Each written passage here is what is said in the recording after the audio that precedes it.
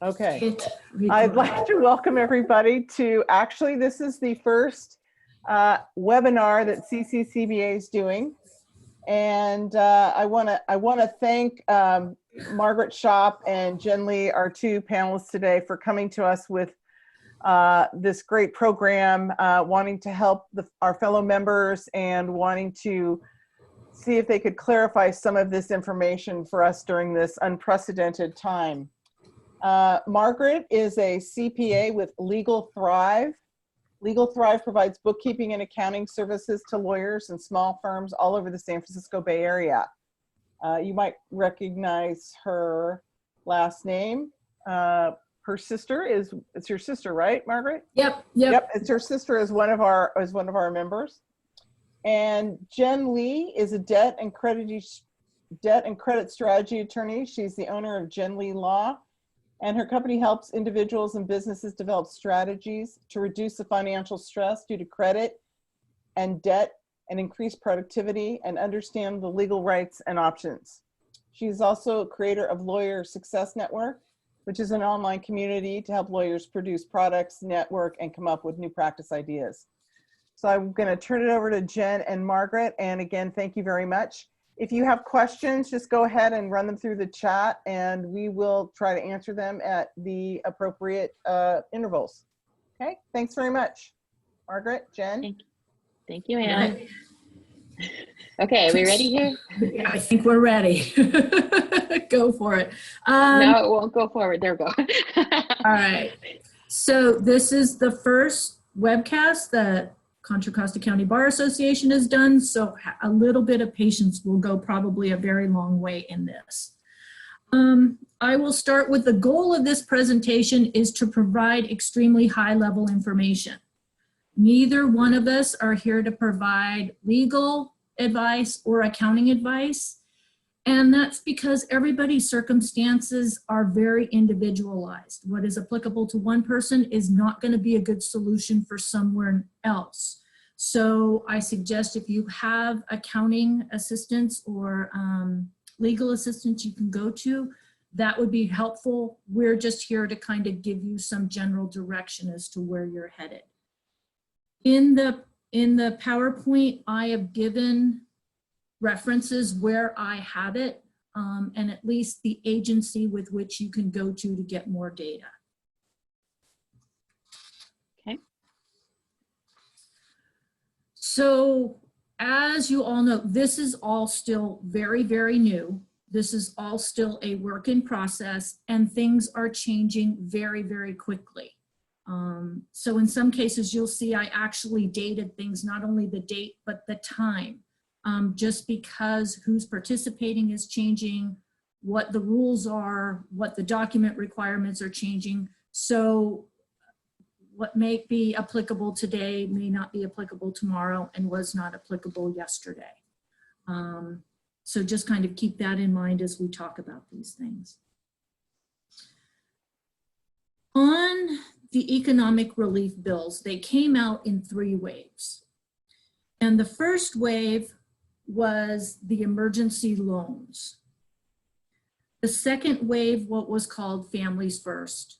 And the third wave, what was called the CARES Act. The CARES Act was just finalized and just signed into law on March 27th. So 10, 12, 13, 14 days ago. Guidance is still coming out, and it's coming out from the Internal Revenue Service, the Department of Labor, Employment Development Department. Everyone is still kind of drafting their response on this. When we're going through all of these components of all these different acts, something to keep in mind is that if you take advantage of one benefit, you may be excluding yourself from another. So we will try to point that out. Some of it is very timing dependent, like this provision is applicable for this period of time. Once you're done with that period of time, you can move on to another benefit. But just wanted to make sure that got out there before I forget to say something. And again, each business needs to evaluate their own circumstances. You need to think about what kind of impact you've had due to these shutdowns. What's been the impact on your revenue? What's been the impact on your expenses? And more importantly, what's been the impact on all of your people, your staff, things like that. So the first thing I wanted to talk about was this Families First Coronavirus Response Act, FFCRA for short. And what it is requiring, it's in two pieces. It is requiring employers to give paid sick leave. It is also requiring employers to give family medical leave. So since the government is now mandating this, it is also giving you some benefits in order to deploy it. So it is applicable to businesses that have fewer than 500 employees. There's also a section that says if you have less than 50, you can get a waiver, but there's a lot of hoops you need to jump through in order to get that waiver. The benefit of complying with this is you get a dollar-for-dollar tax credit against the employer Social Security taxes for payments that you make for qualifying leaves. So the first part of it's the emergency paid sick leave. And that's for sick leaves taken between April 1st and December 31st of this year. And it's you are sick if federal, state, or local quarantine or isolation order related to COVID-19. You've been advised by your healthcare provider to self-quarantine, or you're experiencing symptoms of COVID-19 and are looking for medical diagnosis. So these are all components if they are applicable to you. You're the sick person, you're the isolated person, it's you. The benefits are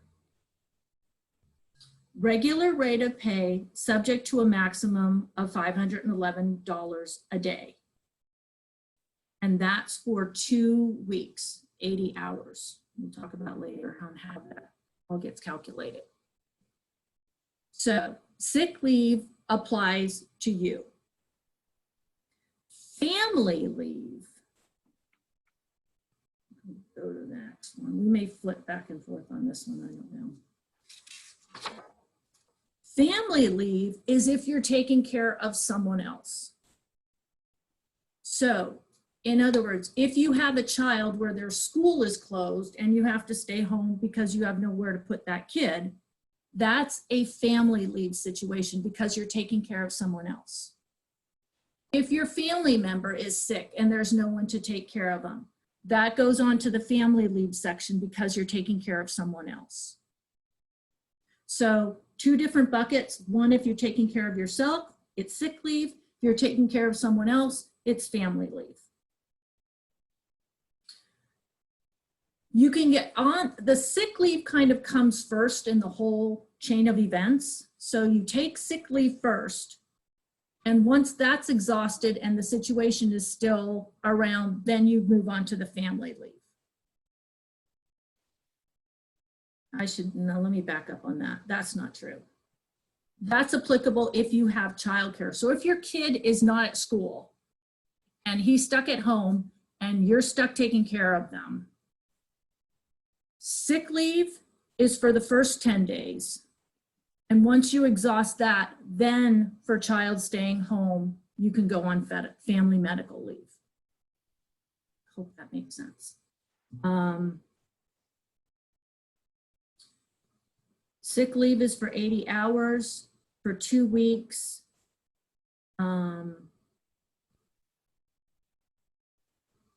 Let's see. You were carrying, let me see. If you're carrying it, back up on that. Sorry about this. We were just putting this all together rather recently. Family leave 30 days, child sick, taking care of someone else. The first 10 days is unpaid. The leave can be taken intermittently. It's for 10 weeks and it's for 2/3 of your regular pay. So it's capped at $200 a day or $10,000 per employee. And I forgot to black out the reference. So the reference is if that all of that information is at the Department of Labor. So that's the family's first part of the equation. The next thing I want to talk about is payment deferrals. Sorry, Jen, I'm really messing you up. Next one.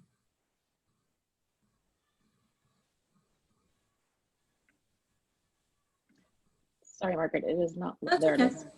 There we go.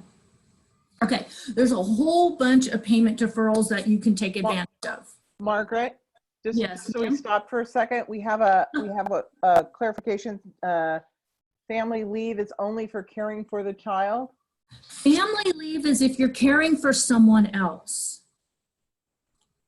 So if you have a family member that is sick and you're required to take care of them, you can take family leave. But the thing with family leave is the first 10 days of it is not paid. So you have to work out with your employer if you want to take sick leave, if you want to take vacation, if you have those particular benefits. The only time it's continuous is if you have a child at home, because sick leaves applies to that and family leave also applies to that. Does that make sense? Is that clearer? Anne? Sort of. Here, It's James is that's the saying most family leave confusing is of all only, of this. is saying family leave is only for caring for a child. No, the new FFCRA family leave is only for school closures, etc. James and Beth are working on that for a webinar that they're going to be doing next week Okay. as well. So, James, did you want to add something? I can, hang on. Hold on. James, I've unmuted you if you wanted to say something. Yeah. Oh, thanks. You're on, dude. Yeah, so the paid expanded family medical leave is Right. only for use when the child's unable to go to work, or sorry, unable to go to school, Adult. or when their child care facility is closed due to COVID-19 issues. And that's Right. really it. Everything else falls under paid sick leave. So that's whether you, the employee, Oh. is sick, or a family member is, or you're caring for an individual who's been quarantined who is sick. But the only use of family medical leave under the new law is for school closures, childcare issues. Okay. That's just a clarification. So on the emergency paid sick leave, if you're taking care of yourself, you get the higher rate of pay. If you're taking care of someone else, you get the lower rate of pay. Correct. Okay. That's where the differentiated part is. But paid sick leave is still 80 hours. And the employer will get a 50% tax credit against payroll taxes for the amount that they pay you when you're out on these qualifying leaves.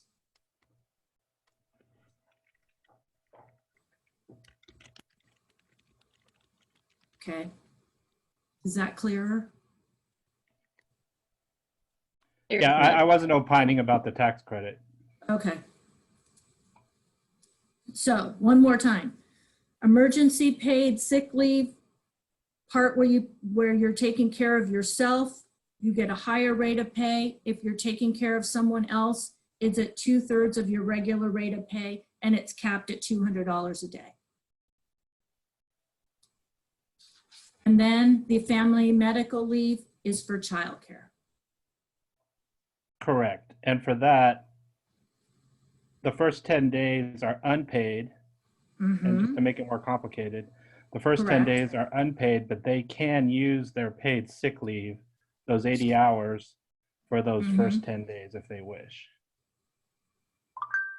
But could they also use the paid sick leave, since that's caring for someone else and childcare is in that one as well?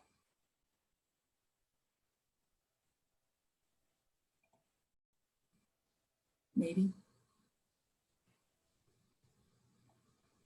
I think I lost it. I'm sorry, I didn't catch that. But, you know, I don't want to bog you guys down, but Okay, we'll just keep. we'll be presenting another more specific employee-employer webinar next week. Beth Mora and I will be presenting that. Okay, Thanks, James. Okay. Sure. yeah. Okay, back to Margaret. Back to payment deferrals, kicking the can down the road. Federal income tax, April 15th has been deferred to July 15th.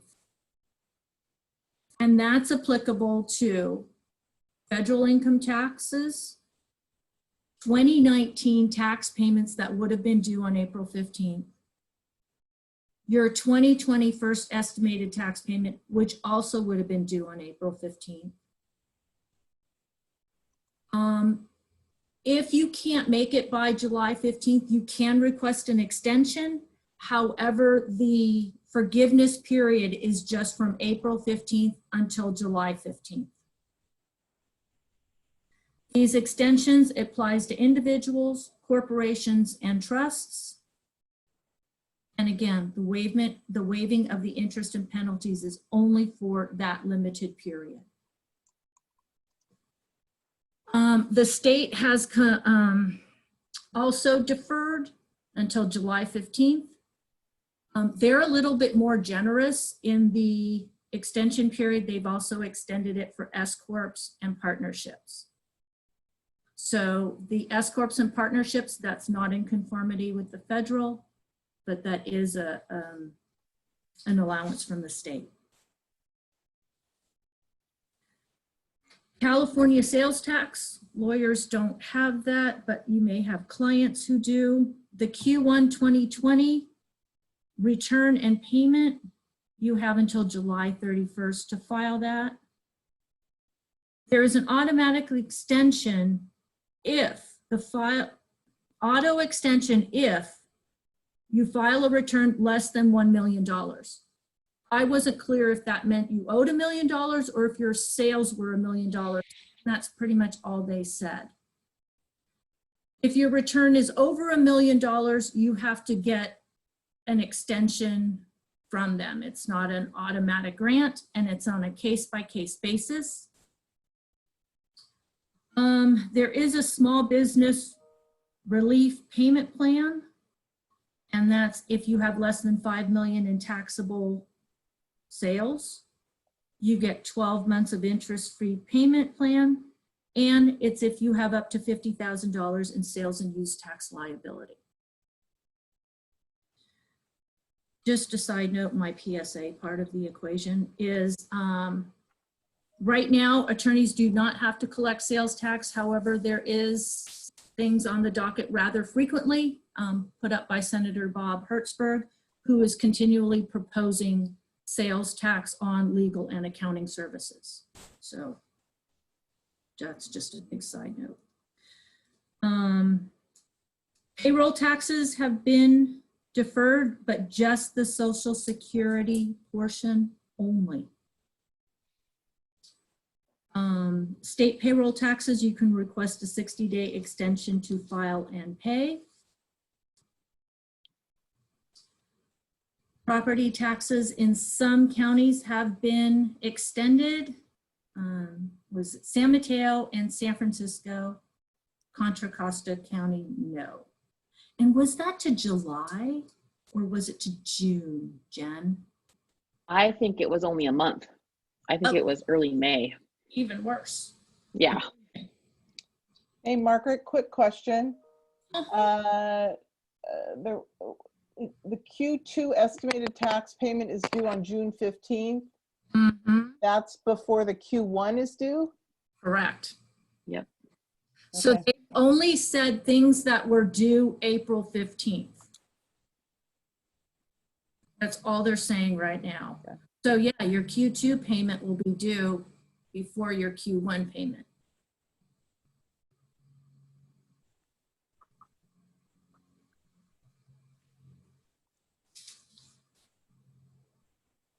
Okay. Employee retention credit. This is a credit to the employer if you keep your employees on, even though your revenue has decreased. So if your revenue falls 50%, you get a $5,000 credit per employee that you keep on. And the employee is, the period that they're looking at here is March 12th through January 1st. I think that should have been 2021. Sorry. They look at that on a quarter by quarter basis. So you need to look at Q1 2020 against Q1 2019 and look at your revenues and compare those periods. Then move on to Q2 and see how you've been impacted Q3 and Q4. So if you have that circumstance, there's a reference there to the IRS where they can tell you more about what the credits are and things like that. Something that I noted is that you need to be careful when you're taking the employee retention credit because it doesn't mix well with the payroll with PPP. And Jen will talk about that one later.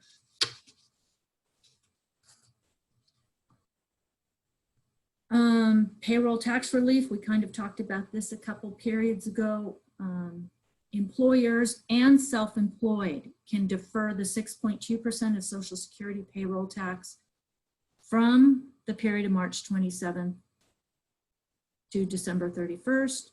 It will then be due half of it will be due December 31st, 2021, and the other half will be due December 31st, 2022.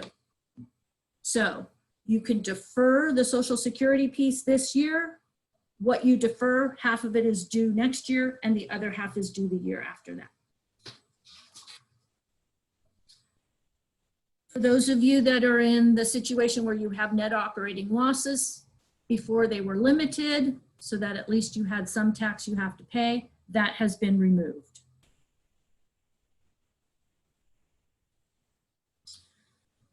That's all I have to say on that one.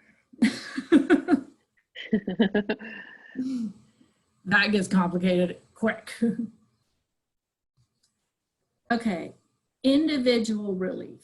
I'll wait for the, so the stimulus checks that are going out now, what they are is they are in advance of a tax credit that you are going to get on your 2020 tax return. So for those of you that are going to get the stimulus checks, when you file your 2020 tax return, you're going to see a credit, $1,200, $2,400, whatever that amount is. And then you're going to probably see some sort of subtraction on that. So that's how they're going to account for and process those stimulus checks. So the point that I want to make is just you're going to see it reflected in your 2020 tax return. It's an advance of a credit.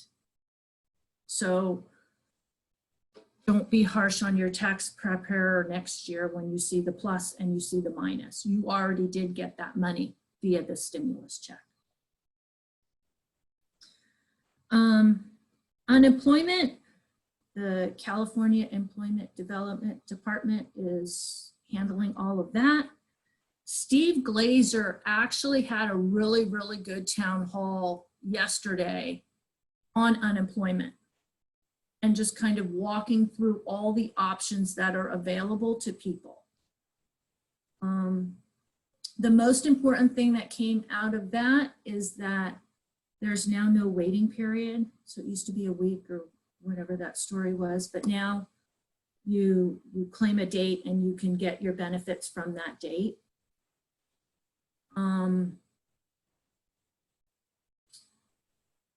The unemployment has also been extended. So it is now good for up to 39 weeks. So they've added, I think, an extra 13 weeks to all of that.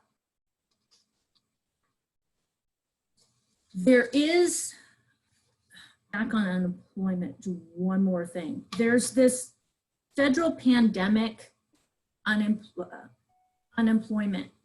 So there's regular unemployment for those people that have paid into unemployment. And then there's that pandemic unemployment. And that's what they're trying to put out for the gig workers.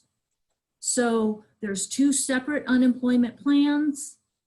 The pandemic one is for the gig workers who are not previously covered by unemployment. The EDD doesn't have anything out on that program yet. They're still working on it. So a lot of patience is required if you're interfacing with the EDD.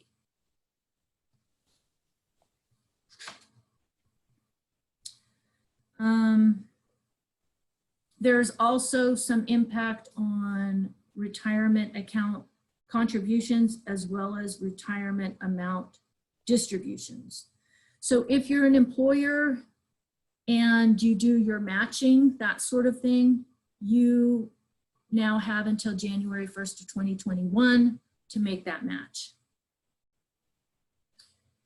If you are looking to take money out of your retirement account, you can take up to $100,000 without penalty. The period that they're looking at is January 1st, 2020 to December 31st, 2020. You must have been impacted by COVID-19. I do not know what that means or the extent of what that means. But if you take that money out, you do have the ability to put it back in. So if you take $50,000 out, you can take 3 years to put that $50,000 back in. You just cannot exceed the amount you originally took out. All right. Student loan relief. Jen, chime in if there's anything not correct. Yeah, this You're is the the fun one, yeah.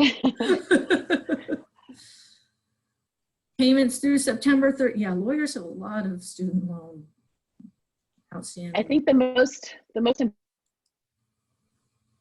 Hello? Uh-oh. Oh, throw your husband off bandwidth. Can you hear me, Margaret? No, I can hear There you a go. little bit. you're better now. That was Anne. No, I heard you. Okay, Go ahead, Jen, talk. yeah. Okay, so it says that federal student loan payments are suspended without interest, but you have to be really careful because some of the servicers out there look like they're servicing for the government, but they're actually private. So there are about 9 million loans out there that are not covered under this student loan. Oh, so it has to be if you're serviced with the federal government, not through some of these private servicers. Right, and also some of the older student loans don't qualify for this either because they were sold off to servicers basically, or sold off. So you have to be really careful and log into your MyFedLoan account to see if actually your payments are suspended. Are they doing that automatically or do you have to apply for that? So the automatic student loan forbearance through September 30th without interest, it's automatic. You actually have to opt out of that if you want to opt out. So it is automatic. So if you log into this MyFedLoan, they've deferred you, you're good. If they haven't, can you then assume that you're part of one of these private servicers or with one of these private servicers? Yes, but they said give them until April 15th to update everybody's accounts. So don't panic until April 15th, they said. After, panic on the 16th. Right? Okay.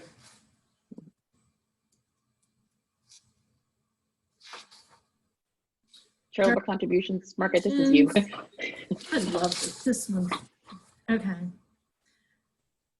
For donations made in cash, they're going to let you take $300, whether you itemize, even if you don't itemize. If you take a standard deduction, they're going to let you take a $300 charitable contribution, quote unquote, above the line.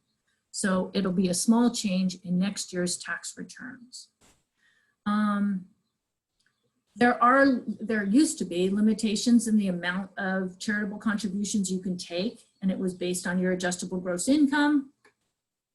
Here they're saying they're going to increase that limitation to 100%. And then there's changes in the corporate limitations as well.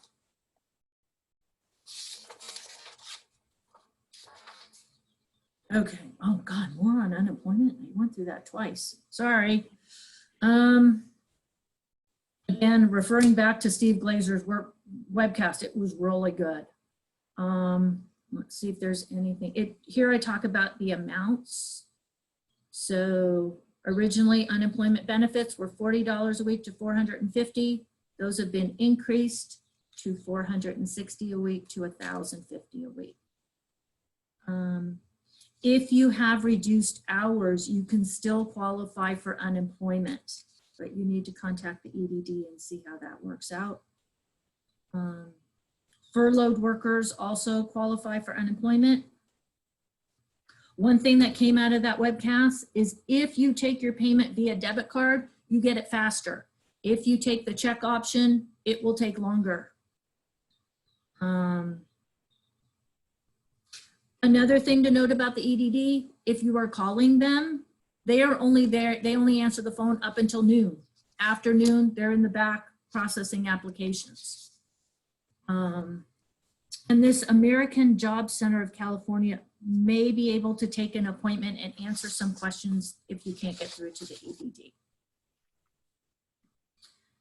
Here again, this pandemic unemployment is for gig workers and other self-employed individuals who have not been paying into unemployment. Pandemic unemployment is similar to regular unemployment insurance. And again, it's not live on their site yet. You just have to have a little bit of patience to let them get their program posted. About this pandemic unemployment, there's no guidance yet as to how to prove income. So that should be forthcoming as to how they're going to get evidence on that. If you're a gig worker and you applied for unemployment and you got denied because you're a gig worker, that does not preclude you from applying under this pandemic unemployment. So just because you got denied in one, you can still apply for the pandemic unemployment. It is a completely separate application from regular unemployment. It is a completely separate process and program. And there was some reference to legal aid at work if you have some questions on this. They have good information on their site. To know if your pay stub says CASDI, then you have been paying into the California State Disability Insurance Program. Disability also includes paid family leave. Well, covers disability, obviously, but it also includes some components of paid family leave. The benefits are different between the two. They range from 60% to 70% of normal wages, 60% if you're one of the higher earners, 70% if you're one of the lower earners. Benefits can range from $50 to $1,300 a week. So if you have a pay stub, take a look and see if you have your California SDI and whether there might be something there that would work for you. I just took this verbatim from the EDD site. So child's school closed, you may be eligible for unemployment benefits. Representatives can determine it on a case-by-case basis. Again, they only answer the phone in the morning, afternoon, they're back processing. So something to be very patient with. If your employer lets you off temporarily, you still can file unemployment. Beating that dead horse.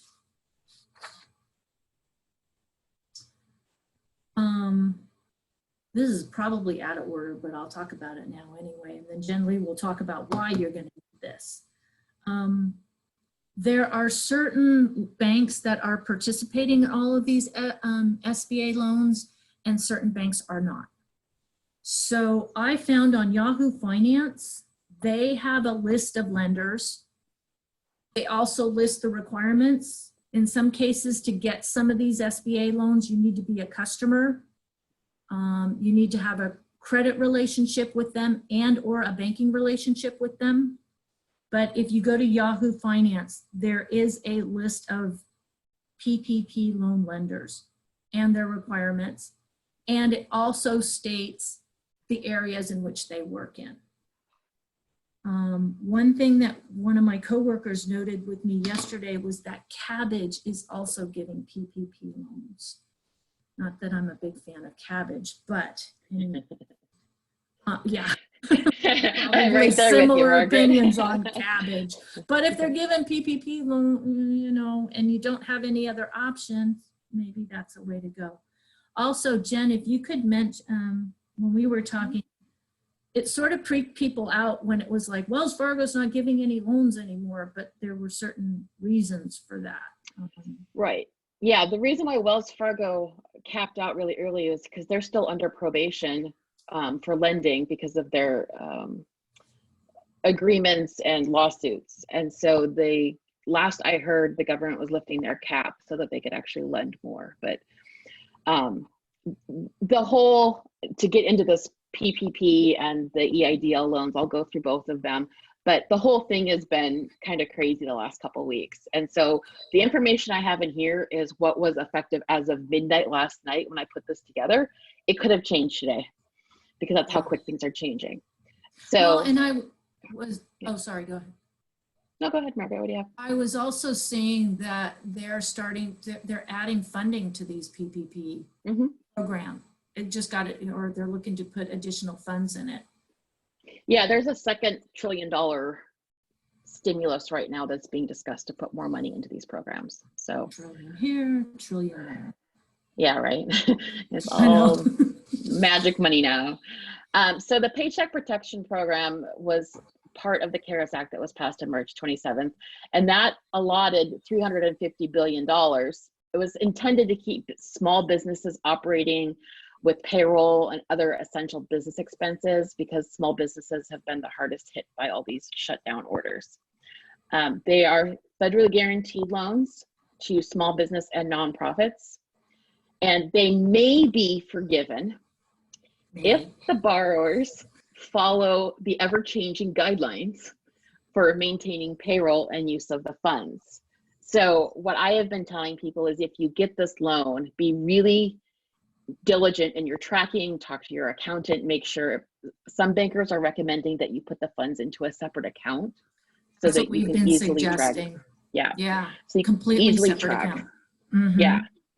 Okay, and so always the question comes up is who is eligible for this loan? So under the act, it's a small business with fewer than 500 employees. It also applies to 501c3 nonprofits, which is interesting, with fewer than 500 employees. It's available for sole proprietors and independent contractors, but there were different dates that they were effective. So the small businesses, some could apply April 3rd, sole proprietors and independent contractors, it's at April 10th was the date that the SBA was going to start lending on those. And an individual who's self-employed, basically. Okay. Go ahead, Margaret. Yeah. Because it was looking like some of the banks were even letting independent contractors apply. Does that mean they're just kind of? What I will say now is there are very few that actually have applications actually processed. What most banks did, including Bank of America, who seemed to be on the early end of things, they basically created an application of interest. So you filled it out and it wasn't your actual application. It was just that Right. you're interested in the program. And so then what happened in the last couple of days is I heard from someone this morning that Bank of America reached out to them and said, okay, now we're going to take your actual application and process this. They So- sent out 2 documents. Yeah. And we're looking for more detailed information as to your payroll and your other sundry expenses. And asking for 940s and 941s. Right, exactly. And so it's been very, very interesting to see how each bank has done it. Most of the time, it's been this application that was a letter of interest almost versus an actual loan application. And then the other question is, who is not eligible for this? So any federally illegal activities, such as cannabis, is not eligible for this. We're not in Nevada, but if your revenue is 33% or more from gaming, you're not eligible for it either. Household employers, so your nanny, domestic workers, you can't apply for PPP for that type of employment status. If you've defaulted on a federal loan in the past 7 years, you are not eligible. And so then I have a question here, what about bankruptcy? Because the applications came out and number 2 question on it basically says, have you filed bankruptcy? And basically, if you have, you're not eligible for this. However, the act itself and the SBA itself has not said that. And so I have not yet found a banker yet that will take a application from someone who has filed bankruptcy, but I'm still working on it because I have several clients who would benefit from this if we could get them in there. So it's not clear from the act, but it seems like the banks have all said if you're in an active bankruptcy or you have filed bankruptcy, that they're not going to offer these loans to you. Okay. So from a strategy standpoint, yeah, go ahead, Ann. I was gonna say, before you go on, somebody was asking if you could just flip back to the slide before. One more. I think when Malcolm there. Okay, Is it that one? Malcolm? you can't, hold on, I can, hold on. Just ask them to type it in there. Let me find him. Hold on, Malcolm. Yeah. And I'm happy to send out my That's a slides good to anyone question. who wants them. Oh, yeah, Malcolm, is that the slide you need? No, it's the one before. Okay, No. Is my mic on? yes, it Yeah. is now. You're live. So what's the slide you're looking for, That Malcolm? one. I think that one. Okay. Is that the one, All right, yeah, Malcolm? okay, you're going to talk about the guidelines for maintaining that. Yes. All right, good. Thank you. Yes. Okay, and then there was a question from Karen. Carrie McReynolds. Karen. Has there been any guidance on the difference between a sole proprietor and self-employed? SBA seems to define all self-employed as a sole proprietor. Yes.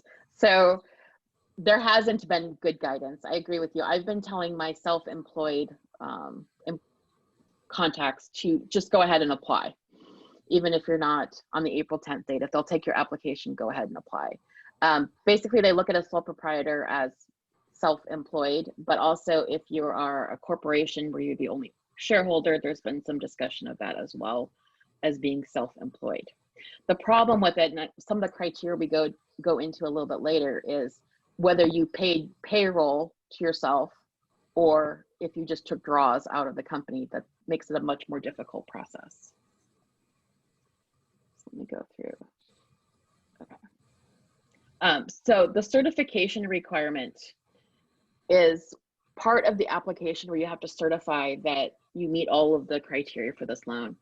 And one of the items is the current economic condition make it necessary to support ongoing operations.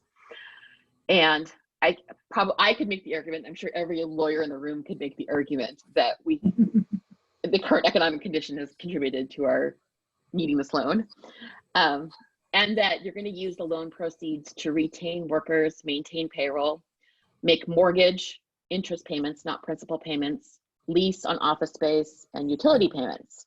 So the whole purpose of this PPP loan is to basically fund operations so that employees are not laid off. The business had to have been in operation on February 15th, 2020. So if you opened up shop after February 15th, you don't qualify. And had to have employees with salaries, they paid salaries, payroll taxes, or independent contractors. So if you can show that you made payroll or paid independent contractors, you can use those records to certify this requirement. And then you also have to certify that you're not going to get another loan under the Paycheck Protection Program. It's a one-time shot, basically. So the amount and terms have been quite the discussion with accountants, with everyone.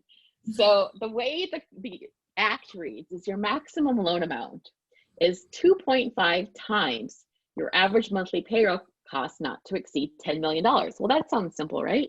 Yeah, no.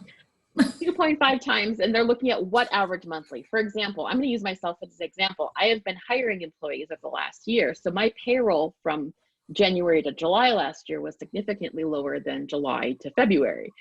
And so it's been a very interesting conversation to figure out what they'll approve as the maximum loan amount. Any balance that's not forgiven under this program has a 2-year term. So it's a 2-year note basically, and it's 1% fixed rate interest.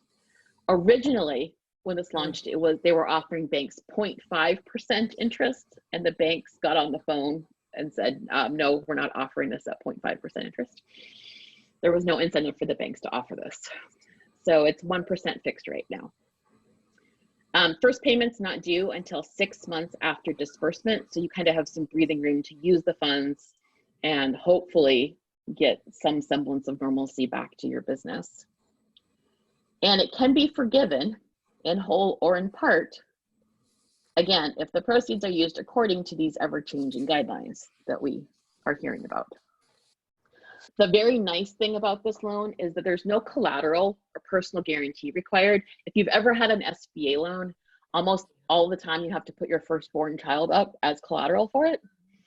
And so it's nice that there's no collateral or personal injury or personal guarantee on it.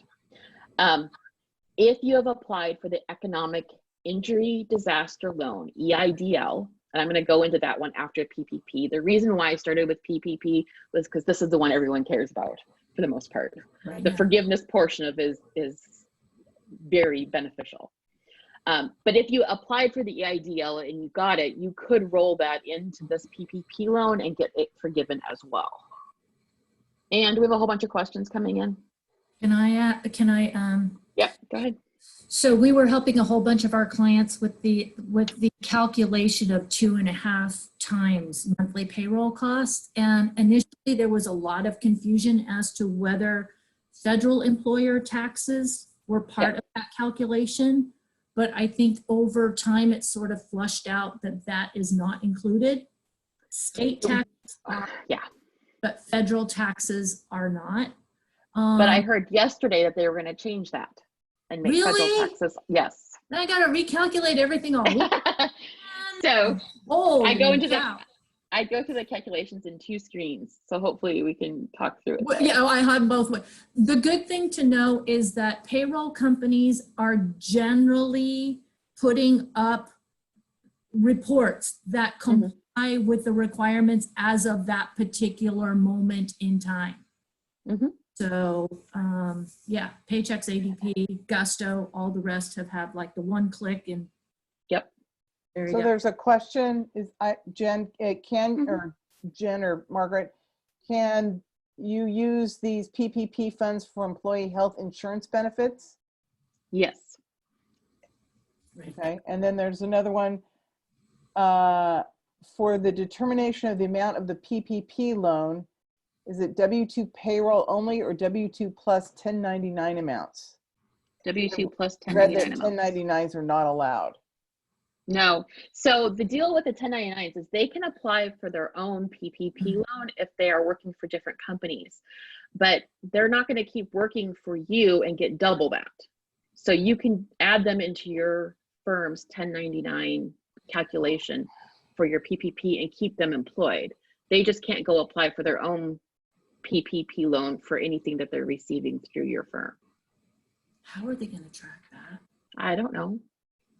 No one thought ahead of any of this, but so there has been a lot of discussion on the 1099 and who can apply, and if you can use 1099 income as part of your qualification. And the latest was, there's a very fine line, but basically the 1099s can apply for their own PPP for any loss of income. But if they're receiving income from your firm and you're using this to pay them, then it goes up under your loan. Okay. Look on that one. Yeah. They haven't asked for 1099 or 1099 documentation yet. Have you heard? Oh, of I included it in mine package. You went in there. Okay. Yeah. So that goes into what can a loan be used for. So payroll costs, health insurance expense. So when you submit your package, you should include your health insurance expense if it's not on your payroll reports. Mortgage interest. So if you own your office building and you're paying interest on the loan, there's a mortgage against it, you can include that as a qualified expense. Rent, if you rent your office space. Utilities, and there's a list of utilities, but it's the basic ones, you know, electricity, phone, things like that. Internet. Yep. Comcast. It was all the basic utilities were included on there. I think even water and garbage were on there as well. Yep.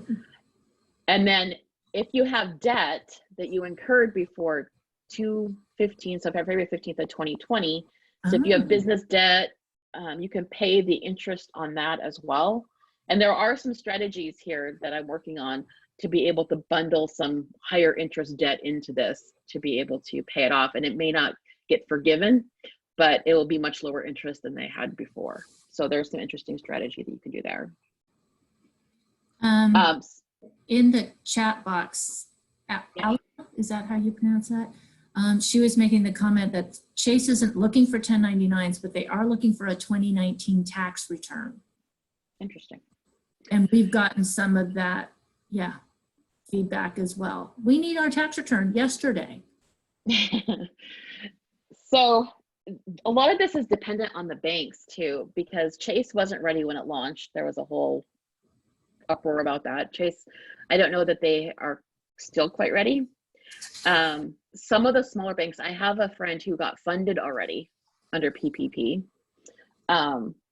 She's in Florida under a very small local bank there. So I think the bigger banks have such a big backlog, it's going to take a while for them to get procedures in place and also to actually make any loans. So here is the maximum amount of the loan calculation. So aggregate payroll costs for 2019. And these are for employees whose principal place of residence is the US. They had to sticker that in there. So US citizens are people who are living in the US. And then if you have any employees who make more than $100,000 a year, when you annualize it out, you have to deduct any amount that's in excess of $100,000. So basically what that works out to is, say you're a sole proprietor and you make more than $100,000, your max loan is based on 100,000 divided by 12 times 2.5. And I can run that number quick, but I think it's like $8,333 a month times 2.5. So it's like $22,000 is the max loan for a self-employed sole proprietor with no other employees. So that's the amount that you can borrow. Like payroll. Yep. Right? Yep. You can use it to pay your own payroll. You can use it to pay the rent. You can, whatever you need it to use it for, keeping in mind that your forgiveness is going to depend on using it for qualified expenses. So here was the payroll cost of what's included for an entity. So payroll costs for a corporation or a business, your salaries, wages, commissions, compensation, whatever you've paid out, cash tips if you're in an industry where tips are a thing that you've paid out, vacation time, sick leave, payment for group health insurance benefits, insurance premiums. So for example, for myself, my payroll reports don't include health insurance on it. I pay that separately. And so I included my invoices for health insurance for my employees as part of my packet. If you pay retirement benefits, that can also be included. And then state or local taxes is where the tax part comes in. Again, I think I heard yesterday again that it may change. They may include federal taxes, but I don't have final guidance on that. And then for solos, oh, here I did calculate it out. It was late last night. So I have the same problem. so 2019 income is basically your sole props net income. So when you're looking at your tax return or you're looking at your profit and loss statement, the net income is basically your net income for the year. And then if you had any compensation paid to employees, you could also add those in there if you have part-time employees or something like that. If you don't have employees, you're going to be capped. So if you're capped at $100,000, your maximum loan benefit is $20,833. Okay. So let's talk about forgiveness, because I'm all about forgiving debt if I can. Good. So really important key on this is you have to use those funds within 8 weeks, and they have to be used. 75% of the loan has to be used for payroll costs, including all those things on the previous screen: health insurance, retirement, taxes, that kind of thing for payroll. If you use less than the 75% and use more on other non-payroll expenses, you're going to be subject to some loan amount after this is all said and done. Mortgage interest, rent or office space, payments on utilities can be 25% or less of the loan. And so I would be really careful that you sit down with your accountant when you get these funds and figure out where the money's going to go to take advantage of the absolute amount forgiveness that you can get. So Jen, the 8-week period starts upon disbursement of the loan. Yes. Okay. Yes. Everybody's So- period's going to be a little bit different. Exactly. So it's going to, and that's why it's kind of useful to have that separate bank account. My banker kind of laughed at me when I said, can you put, he's like, well, your records are good. I'm like, no, I'm not taking any chances with them not forgiving my loan. So it's the day of funding starts your 8-week period for forgiveness. You have to use the funds in those 8 weeks. And your forgiveness will be reduced if you lay off any employees. So when you certify on your loan application, you have to let them know how many employees you have. And at the end, you have to certify again that you still have at least that same number of employees. So if you don't, then your forgiveness is going to be reduced. So, and that's why I said rehiring employees. So if you've laid someone off or you furloughed someone and you're applying for PPP, as long as you rehire them prior to June 30th, it will restore your forgiveness ability. And then you have to use them in the 8 weeks. So I would say as soon as you get notice that you're funding, you sit down and you go through what does your next 8 weeks look like to be able to get that all paid off. Okay, so my tips on loan forgiveness: document everything. As soon as the funds come in, every expense you use, because if it's anything like student loan forgiveness, they'll do anything to check the box to deny the forgiveness. So document it all. And I know I sound very pessimistic. I just see the bad side of debt too often. Did you guys see the questions that have come in? I don't, because I'm on the screen share. Oh, so 2 questions. Over here was one. If you're a sole proprietor or self-employed, what can you use the money for? Can you use it to contribute to your SEP IRA or 401k? Yes, probably. Anything else you can use it for? You can use it to pay your own payroll again. So at the end of each month, that $8,333 that's, left over is your profit. You can use it to do owner draws and that kind of thing. Just document it. You can treat that 8,000 whatever dollars. How am I going to say this? It's like that's what you normally would take out of the company. Right. $1,000 a month or whatever, however that calculates. But you can spend it on whatever you need to spend it on. Right. So basically, it's going to look like your regular payment that you make to yourself as part of Correct. however you make payments to yourself, and that's a whole other hour-long discussion. That's a whole other can of yes. worms. But they're saying that you take out $8,000 out of your company every month, and you can spend that on whatever you want. Right. Those are your wages, basically. Correct. They substitute wages, but yeah, exactly. Okay, there's another question. What about self-employed partners? Can PPP loan calc include W-2 plus 1099s plus net self-employment income of partners? Do you mean like marriage partner, like a husband or wife law or spouse? partners. Law, you can't be a self-employed law partner, can you? I mean, you'd have to If have you an have a entity for that. partnership, Yeah, you'd have to have an entity for that. So hopefully you're paying yourself somehow out of the partnership. but if you have a partnership, you're not supposed to take payroll. So that's little, they're kind of the hybrid between being self-employed and having a company. Yeah. Okay. So that's, I have not even seen any reference to how you would treat a partnership. I haven't either. No. Yeah. So we're at a little after 4. So just Whoops. time, keeping, Yeah, I only have 2 slides left. She's Okay. quick. Yeah. So keep proof of the number of employees that you had on payroll, keep proof of the payments that you make to mortgage, lease, utilities, keep proof of everything. I mean, we're lawyers, we're all about evidence, but just keep all the evidence you can, because my guess is we'll have to submit it 3 or 4 times to make it actually go through. Yeah. So then besides the PPP, I did a couple slides on the EIDL, which is the Economic Injury Disaster Loan. And that was in place prior to the CARES Act. It was an SBA loan. So PPP is through a banker. You have to go through a bank. It's not directly through the SBA.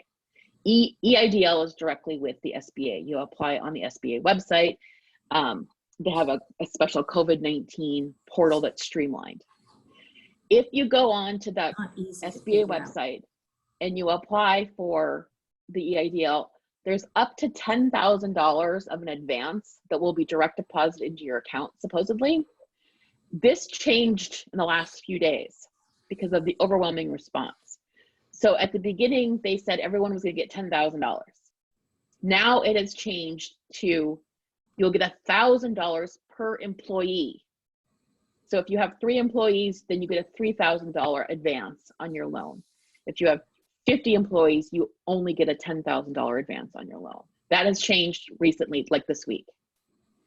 So it doesn't hurt to go on and apply for the EIDL to get that advance. You can always decline the actual loan itself, and you can still apply for PPP. So you can apply for both, but if you have received funds from EIDL, you have to disclose that on your PPP application. So I would apply for EIDL and then turn around and apply for PPP right away. Really so you don't have to, set off any amounts. And the SBA loans website is super confusing to follow. I mean, just keep clicking on random things until you finally get to where the application is. It's not explanatory. If you want, let me see if I can find, I found a really good website for that. Let me see if I can find it really quick and I'll link it in the chat section. A lot and then frustration in that. Yes, no, there is a streamlined application out there for EIDL. So you put it right on your sheet. Streamlined application. Oh yeah, there you go. See? COVID-19 relief. Midnight. Very good. You don't have to go fishing anywhere. It's right there. All right. I just have my phone open. Okay. So if you go to that direct link, then it opens right up into the streamlined application and you can apply on there. And I would go through and just fill it out really quick. If you go to the actual SBA website, you can't find it. If you go to the SBA website and you click around and find the EIDL, the regular EIDL, and ask for your account login, and you don't create an account as part of this loan.